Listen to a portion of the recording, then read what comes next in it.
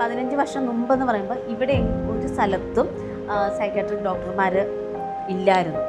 DMHP ഒന്നും ആ സമയത്ത് അത്ര ആക്റ്റീവ് അല്ലായിരുന്നു. ആ സമയത്താണ് നമ്മൾ വരുന്നത്.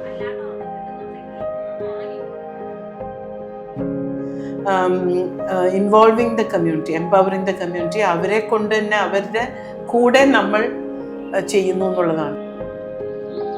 ആണ് ഞാൻ സിംറ്റമാറ്റിക് ആയപ്പോൾ തൊട്ട് കാണുന്ന ഒരു പേഷ്യൻ്റ്. വർഷത്തിലൊന്നെങ്കിലും വെച്ച് അവൾക്ക് പ്രശ്നമാണ്.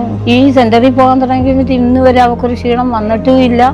നമ്മുടെ കൂട്ടത്തിൽ നടന്ന് നമ്മളെ സഹായിക്കും, എല്ലാ കാര്യം അടുക്കള കാര്യത്തിനൊക്കെ സഹായിക്കും.